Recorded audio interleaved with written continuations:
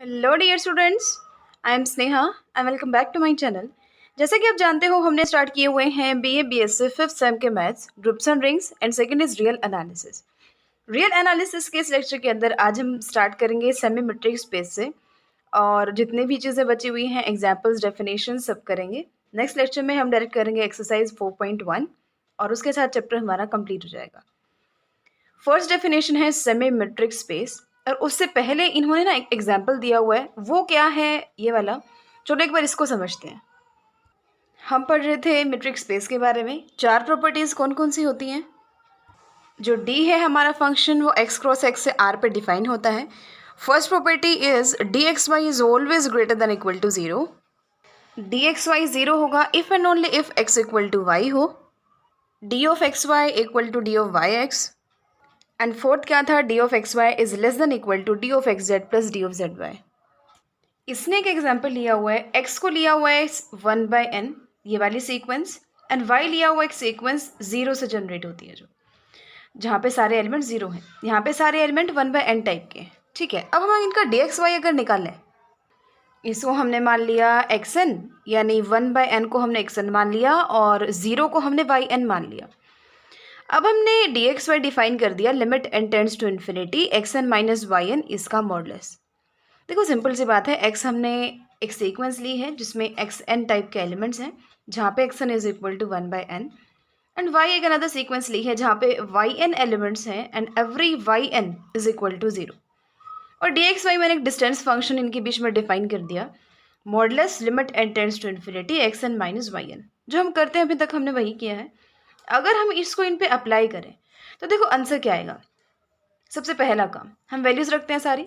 क्या आएगा, limit n tends to infinity as it is है, xn क्या है 1/n है और yn क्या है जीरो है, तो उसकी हमें रिक्वायरमेंट नहीं है।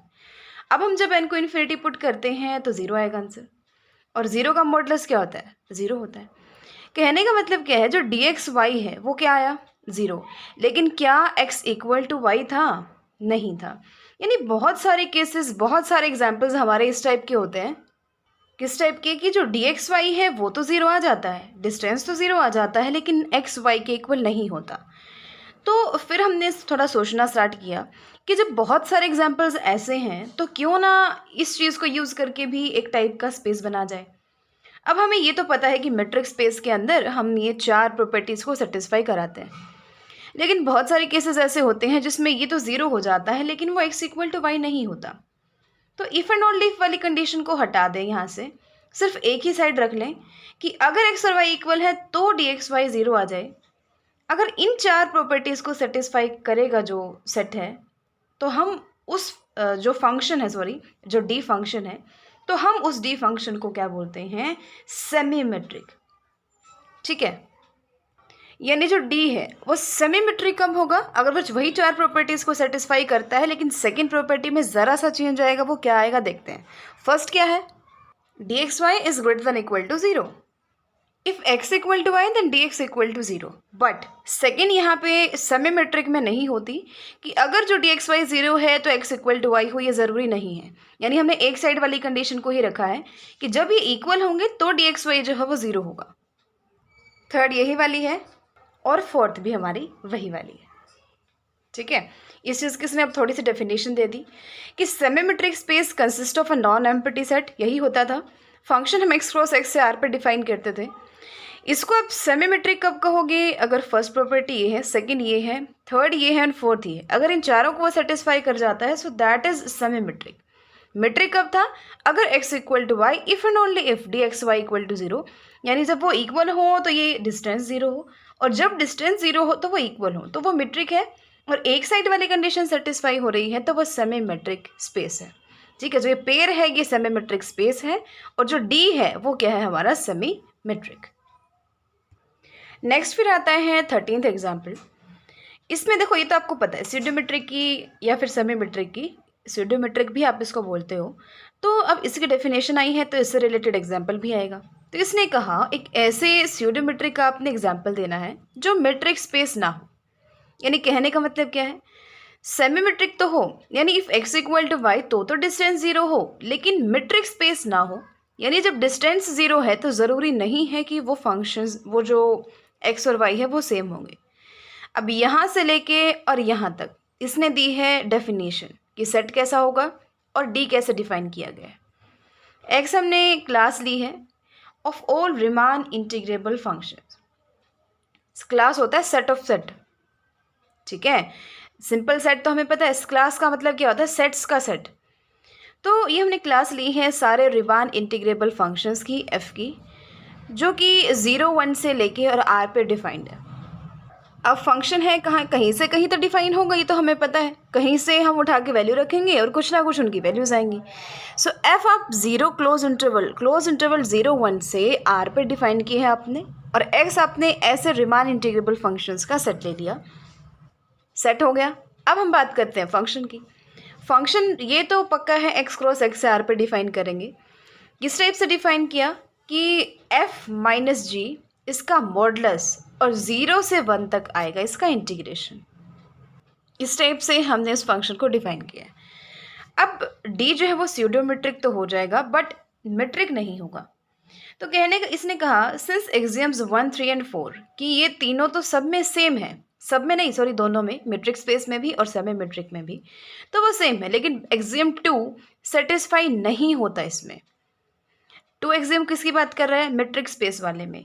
यानी ये चीज़ सेटिस्फाई नहीं होती कि जो फंक्शन के जो डिस्टेंस है अगर वो 0 है तो ज़रूरी नहीं है कि वो फंक्शन भी इक्वल होंगे।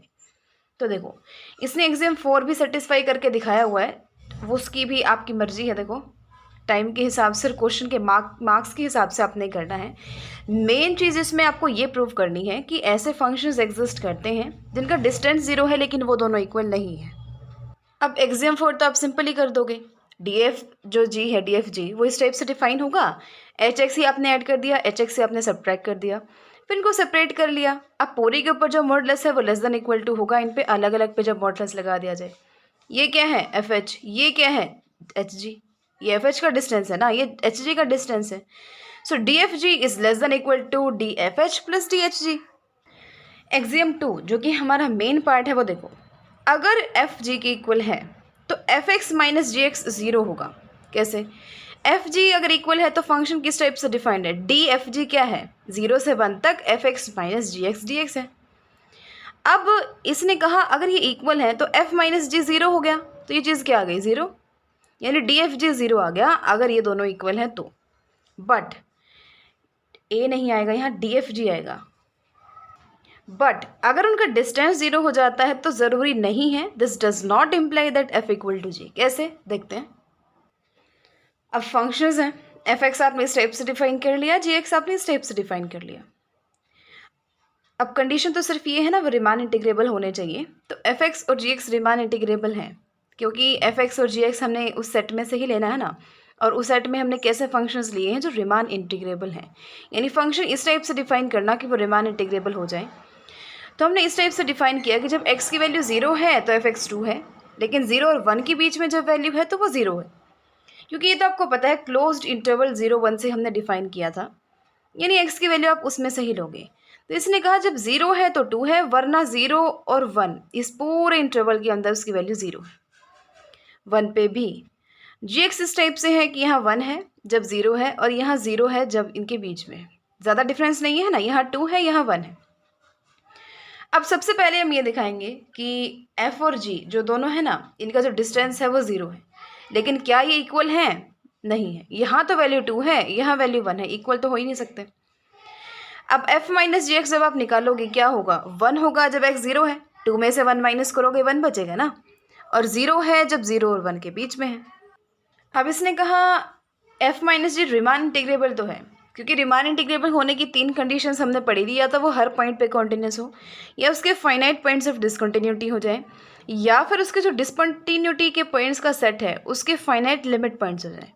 तो यहाँ पे सेकंड कंडीशन सेटिस्फाई हो रही है, सिर्फ फाइनाइट पॉइंट्स ऑफ डिसकंटिन्यूटी है, एक ही तो है ना, ब्रेक कहाँ हो रहा है 0 पे, एक ही पॉइंट पे, तो इसका एक ही पॉइंट है डिसकंटिन्यूटी का, यानी फाइनाइट पॉइंट्स हैं डिसकंटिन्यूटी के, तो रिमान इंटीग्रेबल ये है f माइनस जी। एफ और जी तो थे ही, वो तो हमने लिए थे। अब डिस्टेंस निकालो, ये चीज़ है। अब इसने 0 से 1 एफ एक्स माइनस जी एक्स डी एक्स किया, यानी इसको क्या लिख सकते हो, f माइनस जी एक्स डी एक्स लिख सकते हो। अब एक बात बताओ, 0 से 1 तक इसकी वैल्यू थी क्या? 0 ही तो थी। पूरे इंटरवल की ये बात कर रहा है, 0 से 1 तक उसकी वैल्यू क्या थी? 0 थी। देखो 0 थी। ठीक है, तो इसका मतलब क्या है? डिस्टेंस क्या आ गया? 0। लेकिन क्या एफ जी इक्वल थे? नहीं थे। यानी ये मेट्रिक नहीं है, लेकिन स्यूडोमेट्रिक है, यानी सेमीमेट्रिक है, क्योंकि सेकंड जो प्रॉपर्टी है वो एक साइड से सेटिस्फाई हो रही है। कौन सी साइड से? कि अगर वो इक्वल है तो डिस्टेंस तो 0 होगा, लेकिन डिस्टेंस 0 हो और वो इक्वल हो ऐसा ज़रूरी नहीं है। सो दिस इज सेमीमेट्रिक, और you can say this is pseudometric but not metric space. यहाँ तो आपको कोई कन्फ्यूजन नहीं है ना, यहाँ पॉजिटिव मॉडुलस था, इसने ब्रैकेट में चेंज कर दिया, क्योंकि सिंपल सी बात है, इसकी दो ही वैल्यूज़ हो सकती हैं एफ माइनस जी की, या तो 1 या 0। नेगेटिव तो कौन सा भी नहीं है, तो मॉडुलस का तो कोई ज़रूरत ही नहीं है यहाँ पे, इसलिए इसने मॉडुलस को चेंज करके ब्रैकेट कर लिया है। अगली जो डेफिनेशन है वो है distance between the point and the subset. Subset किसका? उस मेट्रिक स्पेस का, यानी मेट्रिक स्पेस का भी नहीं कह सकते आप कह सकते हो उस नॉन एम्प्टी सेट का जो डी मेट्रिक के साथ मेट्रिक स्पेस फॉर्म करता है। यानी आपने एक्स वो नॉन एम्प्टी सेट लिया, उस ये पूरा नॉन एम्प्टी सेट है वो एक्स, इसका सबसेट लेना आपको, तो आपने ए इसका सबसेट उठा लिया और एक पॉइंट उठाना है इसी का, हमने एक्स उठा लिया। अब इस पॉइंट की और इस सबसेट के बीच के डिस्टेंस की हमें बात करनी है। अब डिस्टेंस हम कैसे निकालेंगे? अब वैसे एक बात सोच के बताओ, ये एक पॉइंट है तो डिस्टेंस तो किसी पॉइंट से ही निकाल सकते हैं ना। तो हम क्या करेंगे, इस सेट के जितने भी पॉइंट्स हैं ना, बहुत सारे पॉइंट्स होंगे, उन सब पॉइंट से इस एक्स का डिस्टेंस निकाल लेंगे। आपने कोई जनरल पॉइंट ए मान लिया तो आप हर बार डी एक्स से निकाल लोगे। ठीक है, यानी सारे के सारे डिस्टेंस निकाल लोगे आप एक्स से ए तक, और उन सब डिस्टेंस में से जो सबसे मिनिमम आएगा, इन्फीमम आएगा, वो क्या होगा? Distance of the point and the subset. यानी सारे डी एक्स से निकाले आपने, जहाँ पे ए जो है वो पॉइंट किसका होगा? ए का होगा। ये सेट बनाया क्योंकि बहुत सारी वैल्यूज आएंगी, उन सब का आपने जब इन्फीमम लिया, यानी छोटी से छोटी वैल्यू ली, तो वो क्या होगा? Distance of that point from that set ए। ठीक है, अब इसको आप वैसे भी तो समझ सकते हो। मान लो ये इंडिया में कोई भी 2 प्लेसेस हैं, एक ये हो गया, कहीं भी कोई 2 है, एक यहाँ होगा, एक आपने मान लिया कोई भी है, पंजाब लगा लो, और दूसरा आपने कोई भी कर्नाटक लगा लो। अब आपने पंजाब का ना कर्नाटक से अगर डिस्टेंस बताना है तो आप कैसे बताते हो? यानी स्मॉलेस्ट डिस्टेंस बताते हो ना, ये यहाँ से यहाँ तक का इतना डिस्टेंस है। ऐसा तो आप नहीं करते कि ये जहाँ पे स्टार्ट हो रहा है और ये जहाँ पे ख़त्म हो रहा है, ये डिस्टेंस आप निकालते हो, ऐसा नहीं करते। हम क्या करते हैं, उनके बीच का जो मिनिमम डिस्टेंस है ना, हम वो बताते हैं कि ये इससे इतना दूर है। ये तो कॉमन जनरल सी चीज़ है ना, सिंपल लॉजिक है जो हम यूजुअली हमारी डेली लाइफ में लगाते हैं। वही बात यहाँ पे है कि किसी भी पॉइंट का किसी सेट से डिस्टेंस का मतलब क्या है? छोटे से छोटा डिस्टेंस, यानी यहाँ कहीं। ऐसा तो है नहीं कि आप एक्स से और यहाँ लास्ट पॉइंट तक का डिस्टेंस निकालोगे, नहीं। तो तभी इसने कहा सारे के सारे डिस्टेंस निकाल के उनमें से जो इन्फीमम होगा, सबसे छोटा होगा, वही क्या होगा? डिस्टेंस होगा उस पॉइंट का उस सबसेट से। ठीक है, डेफिनेशन तो यही है जो हमने की है अभी। अब इसका एग्जाम्पल देखो। एग्जाम्पल इसने क्या किया, इसने क्लोज इंटरवल 1 2 इसने हमारा जो सेट सबसेट था ना वो ले लिया, और एक्स आपने पॉइंट ले लिया 3/2। 3/2 का आपको इस सेट से डिस्टेंस निकालना है। अब इंटरवल क्या है? 1 2, और वो पॉइंट 3/2 है।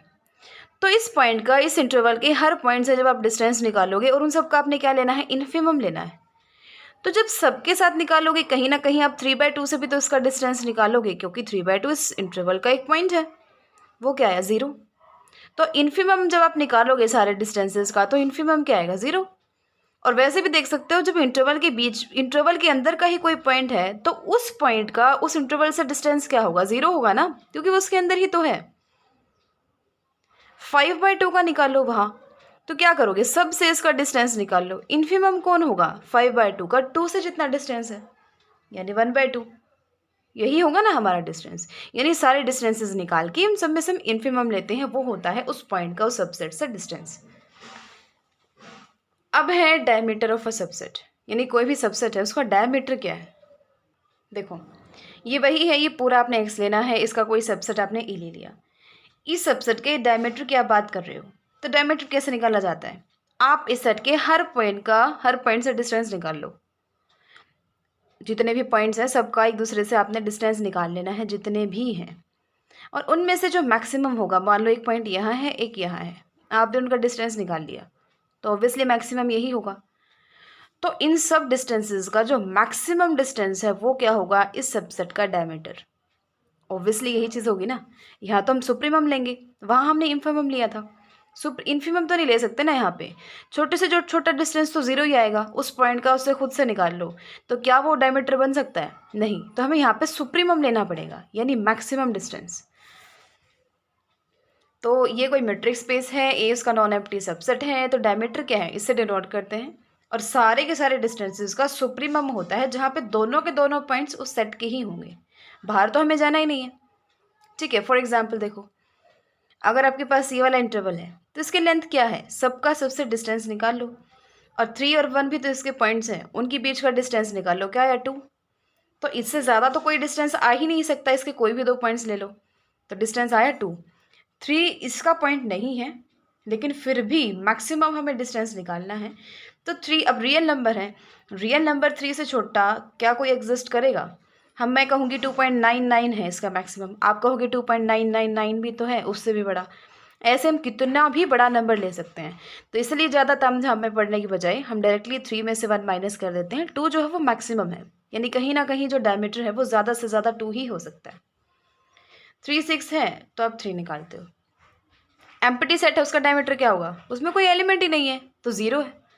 मैक्सिमम डिस्टेंस क्या है, 0 ही होगा ना, उसमें पॉइंट्स ही नहीं है। 2 सबसेट्स के डिस्टेंस की आप बात कर रहे हो, देखो इसमें और इसमें डिफरेंस क्या है। इसमें आपने 2 सबसेट लेने हैं, उनके बीच का डिस्टेंस निकालना है। यहाँ पे आप एक्स ये लोगे पूरा, ए और बी आपने 2 सबसेट्स ले लिए। अब इनके बीच का डिस्टेंस क्या है, वही तो है मिनिमम। यानी आप क्या करो, इसके हर पॉइंट से डिस्टेंस निकाल लो। इसके भी बहुत सारे पॉइंट्स होंगे और इसके भी बहुत सारे पॉइंट्स होंगे। इसके हर पॉइंट से आपने डिस्टेंस निकाल लेना, बहुत सारे डिस्टेंसेस हमारे पास आ जाएंगे। उन सब में से जो मिनिमम डिस्टेंस होगा वो होगा the distance of the subset A from the subset B. Minimum ही हमें लेना होता है ना।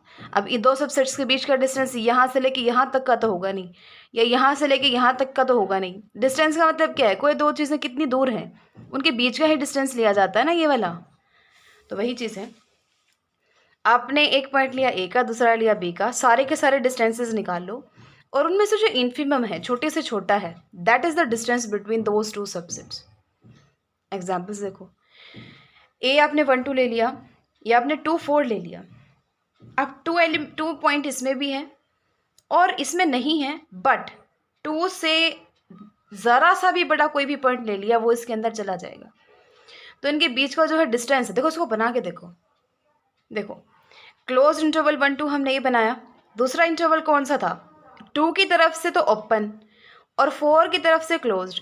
तो बेशक वो ओपन है, उसमें 2 नहीं है, लेकिन वही 2 इसके बिल्कुल साथ में लगता हुआ 2 इस दूसरे इंटरवल के अंदर है।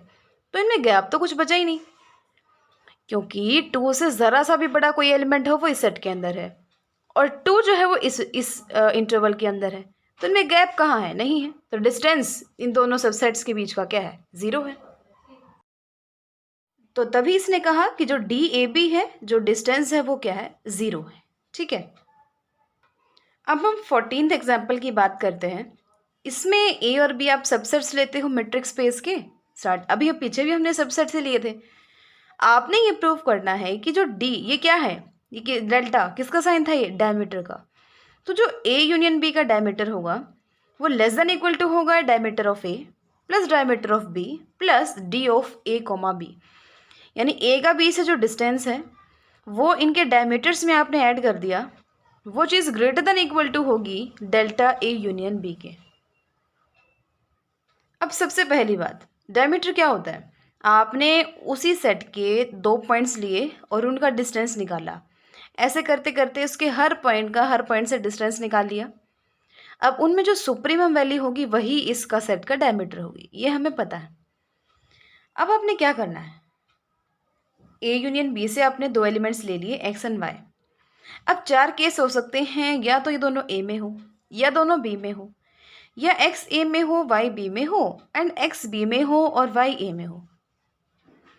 अब पहला केस, जब दोनों ए के एलिमेंट्स हैं तो एक्स और वाई, ए के ही दो एलिमेंट्स का जो डिस्टेंस है वो लेस देन इक्वल टू ए के डायमीटर क्या आएगा, क्योंकि इसी सेट के दो एलिमेंट्स के डिस्टेंस का सुप्रीमम क्या है, डायमीटर। तो डायमीटर जो है वो सुप्रीमम वैल्यू होती है सारे डिस्टेंसेस की, तो सारे डिस्टेंस सुप्रीमम वैल्यू से तो लेस देन इक्वल टू ही होंगे ऑब्वियसली। अब D x Y less than equal to delta A है, तो D x Y is less than equal to delta A, यानी इस चीज़ से ही जब वो लेस देन इक्वल टू है तो इसमें कुछ भी ऐड कर दो उससे तो लेस देन इक्वल टू रहेगा। कुछ भी नहीं, पॉजिटिव वैल्यूज़ होनी चाहिए वो, या फिर ज़ीरो। ठीक है, नेगेटिव वैल्यूज़ हो जाए तो गड़बड़ हो सकती है, लेकिन जो नॉन नेगेटिव वैल्यूज़ को ऐड कर दो, डायमीटर हमेशा नॉन नेगेटिव ही होगा और डिस्टेंस भी हमेशा नॉन नेगेटिव होता है। प्रॉपर्टीज़ पढ़ी थी ये तो हमने, तो ये चीज़ इससे लेस देन इक्वल टू आ गई इस केस में। सिमिलरली इस केस में भी वो इससे लेस देन इक्वल टू आ गई। बात करते हैं केस नंबर थर्ड की। अगर ए का एलिमेंट है और बी का एलिमेंट है तो D x Y is less than equal to d x a plus d a y. जैसे हम ट्रायंगल इनइक्वालिटी में करते हैं ना, डी एक्स वाई और यहाँ एक्स जेड लेते हैं या जेड वाई लेते हैं, इन्होंने ए ले लिया, उससे तो कोई फ़र्क नहीं पड़ता। अब इसको भी आप थोड़ा सा इनकी बीच में बी पॉइंट ले लो, यानी d x a, d a b and d b y. अब देखो डी एक्स ए किससे लेस होगा, डायमीटर से, क्योंकि एक्स किसका एलिमेंट लिया था हमने। देखो ये वाला केस चल रहा है थर्ड, एक्स ए का एलिमेंट है, ए का एलिमेंट है, वाई बी का है और बी का है। अगर हम एक्स और ए की बात करें, दोनों ए के एलिमेंट्स हैं, तो इनके बीच का डिस्टेंस उसके सुप्रीमम से तो कम ही होगा, उस सेट के डायमीटर से तो कम ही होगा, लेस देन इक्वल होगा। एंड सिमिलरली ये डेल्टा बी से लेस देन इक्वल होगा, ये एज इट इज़ है। सो इन चीज़ों का sum is less than equal to delta a plus d a b plus delta b. इस केस में भी ये चीज़ हमने प्रूव कर दी। और जो फोर्थ केस में है उसमें भी सिमिलरली हम ये कर सकते हैं, लेकिन हमें ये चीज़ प्रूव नहीं करनी थी। हमें प्रूव क्या करना था, इनका डायमीटर, यहाँ डायमीटर आना चाहिए, यहाँ भी डायमीटर, यहाँ भी डायमीटर, और यहाँ पे आएगा distance of a from b. अभी तक हमने एलिमेंट्स की बात की है, यानी अब ये क्या कहना चाहता है कि हमने जितने भी केसेस पढ़े अभी तक, चारों में हमने, देखो इसमें भी, इसमें भी, और यानी इन दोनों में भी, इसमें भी और इसमें भी, चारों के चार केसेस में हमने ये चीज़ प्रूव कर दी है कि जो डी एक्स वाई है this is less than equal to delta a plus delta b plus d a b. ठीक है, इन दो में तो हमने सेट्स के लिए भी प्रूव कर दिया है, इन दोनों में सिर्फ हमने ए बी के लिए प्रूव किया है। अब सबसे पहले इनमें डिफरेंस देखो, यहाँ पे डी एक्स वाई इधर भी है और उन दो में भी है। अब थोड़ा सा इनमें ना डिफरेंस देखने की कोशिश करो। फर्स्ट और सेकंड केस में हमने d x y, delta a, delta b, d a b prove किया है फर्स्ट और सेकंड में। थर्ड और फोर्थ में हम इतना ही प्रूव कर पाए हैं कि d x Y is less than equal to delta a delta b, लेकिन यहाँ डी ए बी है, यानी ए और बी के एलिमेंट्स हैं, ना कि सेट्स ए और बी। तो पहले थर्ड और फोर्थ को फर्स्ट और सेकंड की तरह बनाते हैं। कैसे करेंगे, अब आपने ये कहा कि जब ये लेस देन इक्वल टू है इन वैल्यूज़ के, सारी वैल्यूज़ के, तो जब हम इनका इन्फिमम ले लेते हैं तो उसके भी तो लेस देन इक्वल होगा, यानी ये एज इट इज़ रखा, ये एज इट इज़ रखा, ये एज इट इज़ रखा, सिर्फ इसका इन्फिमम ले लिया कि जब ये सारी के सारी वैल्यूज़ बड़ी ही हैं, where a belongs to a and b belongs to b, तो इन सब का इन्फिमम ले लो, उससे भी तो वो चीज़ भी तो बड़ी कर देगी ना इसको इससे, या फिर इक्वल। तो ये क्या है, डी ए बी है। यानी अब यहाँ तक हमने ये चीज़ चारों केसेस के लिए प्रूव कर दी। अब यहाँ से हमें कहाँ पे जाना है, यहाँ पे डिफरेंस क्या है यहाँ इसमें और इसमें, राइट हैंड साइड सेम है, लेफ्ट हैंड साइड में हमें डेल ए यूनियन बी लेना है, यानी डायमीटर लेके आना है, और है क्या, डी एक्स वाई। अब सारे डी एक्स वाई का क्या होता है डायमीटर, सुप्रीमम। तो हम कह रहे हैं कि जब सारे के सारे d x Y less than equal है ना इन वैल्यूज़ के, तो इसका जो सुप्रीमम लोगे ना इन वैल्यूज़ का, तो वो भी तो इनसे लेस देन इक्वल होगा। और इन सारी वैल्यूज़ का, यानी एक सेट की आपने दो एलिमेंट्स लिए और उनका डिस्टेंस निकालते जा रहे हो, और उन सारे डिस्टेंसेस का सुप्रीमम जब आप निकाल रहे हो वो होता क्या है, उस सेट का डायमीटर। तो ये चीज़ हमने यहाँ पे प्रूव कर दी। फर्स्ट सेकंड केस बिल्कुल सिंपल है, थर्ड और फोर्थ भी सिंपल है। फर्स्टली वो ए बी के लिए आएगा, फिर आपको सेट्स के लिए प्रूव करना है, यानी यहाँ तक आपने चारों के लिए प्रूव कर दिया। उसके बाद जस्ट यहाँ पे सुप्रीमम ले लो, ये डायमीटर बन गया, ये इससे लेस देन इक्वल आ गया। नेक्स्ट एग्जाम्पल देखिए, 15th एग्जाम्पल। इसने कहा ऐसे सबसेट्स का एग्जाम्पल दो कि उनके बीच का डिस्टेंस 0 है लेकिन उनकी इंटरसेक्शन में कोई एलिमेंट है नहीं, यानी इसमें और इसमें कुछ कॉमन नहीं है लेकिन फिर भी उनके बीच का डिस्टेंस 0 आ रहा है। ये वाला भी कर सकते हो, और बिल्कुल सिंपल क्या है, हमने अभी किया भी तो था। यहाँ पे हमने किया था ना, ए हमने सेट लिया था, ए हमने इंटरवल लिया था क्लोज इंटरवल 1 2, और बी हमने लिया था 2 4, यहाँ से ओपन यहाँ से क्लोज, यानी इसमें 2 पॉइंट नहीं है, जो 2 एलिमेंट है वो बी का पार्ट नहीं है क्योंकि यहाँ से ओपन है, यहाँ में 2 है। इनके बीच का डिस्टेंस क्या आया था 0, क्योंकि इनके बीच में कोई एलिमेंट है ही नहीं, जस्ट ये एक खत्म होता है दूसरा शुरू हो जाता है, डिस्टेंस है 0। लेकिन क्या इनकी इंटरसेक्शन में कोई एलिमेंट है? कोई भी एलिमेंट नहीं है। सो ये एग्जाम्पल हो सकते हैं, ए आपने ये ले लिया, बी आपने ये ले लिया, इनका डिस्टेंस 0 है लेकिन इंटरसेक्शन 5 है। ये भी देख लो, थोड़ा सा बड़ा बनाने के लिए एग्जाम्पल दिया हुआ है, तो ज़्यादा मार्क्स में क्वेश्चन है तो आपको यही करना चाहिए। ए अगर ये सेट है और बी अगर ये सेट है, इंटरसेक्शन में कोई भी एलिमेंट नहीं है, लेकिन जैसे ही आप इनके बीच का डिस्टेंस निकालना चाहते हो, पहले डेफिनेशन लिख लो कि इन दो सेट्स के बीच का डिस्टेंस क्या होता है। एक एलिमेंट इसका उठाओ, एक इसका उठाओ, उनके बीच का डिस्टेंस निकाल लो। यही काम इनके सारे पॉइंट्स के लिए कर लो, यानी इसके सारे पॉइंट्स का डिस्टेंस इसके सारे पॉइंट्स से निकाल लो, सारी डी एक्स वाई की वैल्यूज निकाल लो। उन सब का जब आप इन्फिमम लोगे ना, तो वो क्या है, ए का बी से डिस्टेंस है। तो अब आपको पता है, ये हमने यूनिट फर्स्ट में भी किया था कि जो इन्फिमम जब उनका लेते हो और जब एन की बारी आती है तो आप एन को इन्फिनिटी टेंड करा सकते हो। रीजन हर किसी केस में नहीं, जैसे यहाँ पे आपको दिख रहा है कि 1/n, जैसे जैसे n की वैल्यूज इंक्रीज होंगी ना, तो जो 1/n वाले टर्म है ये डिक्रीज हो रही है। तो इन्फिमम यानी मिनिमम वैल्यू कब मिलेगी, जब आप n को इन्फिनिटी टेंड कराओगे। तो उसके लिए हम क्या करेंगे, इन्फिमम को चेंज कर दिया हमने n टेंड्स टू इन्फिनिटी से d x, यानी एक पॉइंट आपने a का लेना है वो आपने n ले लिया, और दूसरा पॉइंट आपने b का लेना है वो क्या है, n प्लस 1/n है, क्योंकि यहाँ 2 है तो यहाँ 2 प्लस 1/2 है, यहाँ 3 है तो यहाँ 3 प्लस 1/3 है, यहाँ 4 है तो यहाँ 4 प्लस 1/4 है। ठीक है, 4 प्लस 1/4 और 4 1/4, ये दोनों सेम ही चीज़ें होती है ना। इसको सोल्व करोगे क्या आएगा, 17/4, और 4 प्लस 1/4 भी तो 17/4 होता है। तो वही इसने कहा, इसका n लोगे तो इसका n प्लस 1/n लेना। क्या आएगा इसका इससे डिस्टेंस, यानी इसमें से इसको माइनस कर दो। जब ये यूजुअल मेट्रिक है, रियल नंबर्स के केस में डिस्टेंस कैसे निकाला जाता है, उसमें से उसको माइनस करके उनका मॉडुलस, यानी 1/n, और n tends to infinity 1/n क्या है, 0 है। तो डिस्टेंस क्या आ गया इनके बीच का, 0, लेकिन इंटरसेक्शन में कोई भी एलिमेंट नहीं है। Bounded and unbounded metric spaces. Metric spaces bounded और अनबाउंडेड कब होते हैं? देखो इसमें भी क्या है, मेट्रिक स्पेस में होता क्या है, होता तो एक सेट ही है ना, इस सेट में एलिमेंट्स होते हैं। अब देखो मेट्रिक स्पेस कब बाउंडेड होगा, मेट्रिक स्पेस तब बाउंडेड होगा जब आप उनके किन्हीं भी दो पॉइंट्स के बीच का डिस्टेंस निकाल लो, वो डिस्टेंस हमेशा लेस देन इक्वल टू के आए। या फिर आप कह सकते हो इनके दो पॉइंट्स का डिस्टेंस और इन सारे डिस्टेंसेस का जो मैक्सिमम होता है वो क्या होता है, इस सेट का डायमीटर होता है ना, यानी उस सेट का जो डायमीटर है ना वो किसी के वैल्यू से कम आ जाए। आप इस चीज़ को समझ सकते हो, यानी अगर उसमें इन्फिनिटी आ रहा है तो क्या उस सेट का डायमीटर कभी फाइनाइट हो सकता है?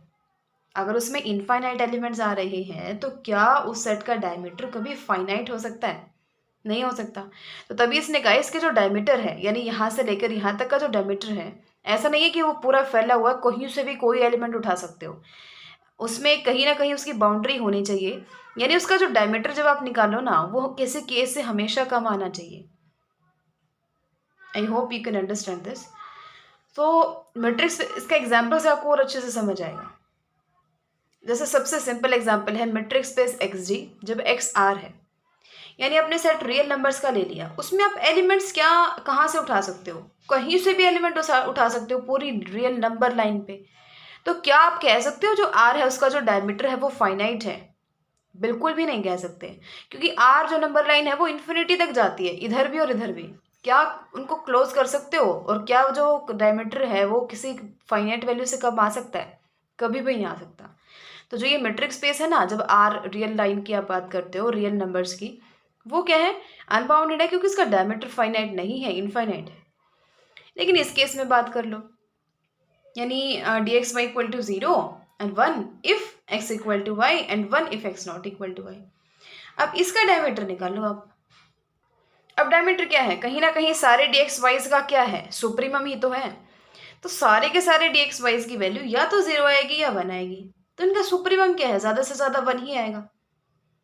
तो जो डायमीटर है वो क्या है, 1 या 1 से लेस है। तो ऑब्वियसली ये क्या है, बाउंडेड है। यानी सिंपल सी बात है, जहां आपको ये लग रहा है ना वो बिल्कुल कोई भी वैल्यू आप ले सकते हो, तो दैट इज अनबाउंडेड। जैसे रियल नंबर्स के केस में है, यहाँ पे 2 ही वैल्यूज आ रही हैं डी एक्स वाई की, लेकिन वहां पे डी एक्स वाई की वैल्यूज क्या आ सकती है, कुछ भी आ सकती है।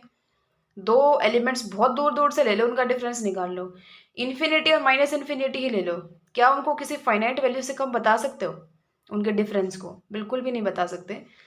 तो ये है अनबाउंडेड का एग्जाम्पल, ये है बाउंडेड का एग्जाम्पल। लास्ट एग्जाम्पल है, उसके बाद एक्सरसाइज ही है हमारी, इसको और देख लेते हैं। ये मेट्रिक स्पेस है, बाउंडेड और नॉट बाउंडेड है या नहीं है, लेकिन इसको हम एक बाउंडेड मेट्रिक में ज़रूर कन्वर्ट कर सकते हैं। कैसे, d x star x Y equal to d x y plus 1 plus d x y, d x y divided by 1 plus d x y. यानी डी एक्स वाई बाउंडेड हो या unbounded हो फर्क नहीं पड़ता, डी स्टार इस type से जो हमने डिफाइन किया है वो हमेशा ही क्या होगा, बाउंडेड होगा। अब सबसे पहली बात तो, जब ये कह रहा है कि ये बाउंडेड मेट्रिक स्पेस होगा, तो पहली बात हमें ये प्रूव करना पड़ेगा ना कि ये मेट्रिक स्पेस है या नहीं, तभी तो हम बाउंडेड या अनबाउंडेड की बात करेंगे। तो पहले हम इसको प्रूव करेंगे, is this a metric space और नॉट। तो पहली चीज़, जब डी एक्स वाई और डी एक्स वाई ये चीज़ें ही नॉन नेगेटिव हैं, तो ये पूरी वैल्यू हमेशा ही नॉन नेगेटिव आएगी ऑब्वियसली। सेकेंड है, ज़ीरो कब होगा, अगर ये ज़ीरो हो जाए। ये ज़ीरो कब होगा, जब न्यूमरेटर ज़ीरो हो जाए, यानी डी एक्स वाई ज़ीरो हो जाए। और डी क्या है, एक मेट्रिक है, तो डी एक्स वाई ज़ीरो कब होगा, if and only if x equal to y. यानी ये ज़ीरो कब हुआ, if and only if x equal to y. तो यही चीज़ तो है हमारी second property. D star x y निकालो, ये आएगा, एक्स वाई वाई एक्स में चेंज कर सकते हो, ये डी स्टार वाई एक्स बन गया। मेन चीज़ है फोर्थ में देखो, लास्ट में ये प्रूव करना चाहते हो ना कि d star x Y is less than equal to d star x Z plus d star z y. Starting इसने इस चीज़ को लेके की है कि इनका जो सम है क्या आएगा, ये चीज़ प्लस ये चीज़। अब ये आपको पता है कि इन दो चीज़ों का सम हमेशा लेस देन इक्वल टू होता है इस चीज़ के। तो इस चीज़ को इस चीज़ से कंपेयर करके और इस टाइप से इसको लिख दो। तो इसका मतलब क्या है, जो ये चीज़ है, यानी जो ये चीज़ है, ये हमेशा लेस देन इक्वल टू होगी ए प्लस बी, यानी इसको ऐड करो, 1 प्लस ए प्लस बी, यानी 1 प्लस दिस। समझ गए ना आप। अब देखो, ये चीज़ तो हमें पता है कि d x Y less than equal to d x Z plus d z y होगा, क्योंकि डी तो मेट्रिक है। ये हमने क्यों किया, ताकि हम इस चीज़ पे वर्क करना चाहते हैं। तो ये बाय में है, तो आप क्या करो, डिवाइड कर दो दोनों साइड, 1 के बाय में लिख दो, यानी फिर इनइक्वालिटी भी चेंज हो जाएगी। यानी क्या आ जाएगा, 1 बाई डी एक्स वाई, ये ऐसे है तो ये ऐसे हो जाएगा, यानी ये वाली जो ओपन साइड है ना वो इसकी तरफ आ जाएगी, यानी लेस ये चीज़ हो जाएगी। यानी ये term greater than equal to है इसके बाय में करने से। ये बनाना है, कैसे बनाओगे, 1 ऐड कर दो इधर भी और इधर भी, एलसीएम लोगे ना तो यही चीज़ बन जाएगी, इसी का रेसिप्रोकल है ना।